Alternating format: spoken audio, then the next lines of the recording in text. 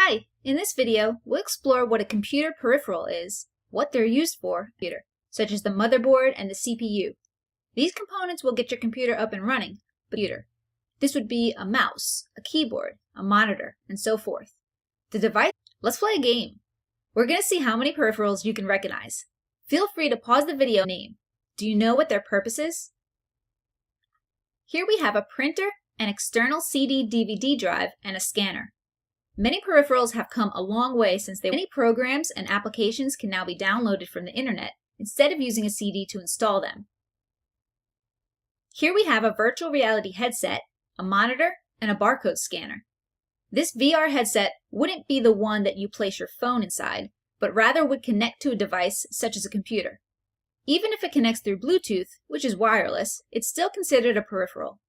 A monitor is included in most computer setups, and How about these? Some may be familiar, but others could be a tad tougher to guess.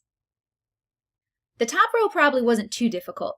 A computer mouse can connect by wire or touchpad. Okay, last chance to see how many peripherals you can name. How many of these do you know? Did you know that a computer microphone actually works by converting users to work hands-free while still being able to talk and listen? And a projector can reproduce the display of a computer screen and project it on a much larger screen.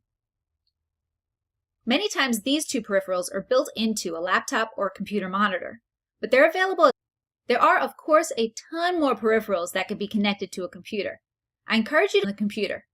During installation, all of the necessary files are created or moved onto the computer so that the operating system knows how to communicate with the peripheral device.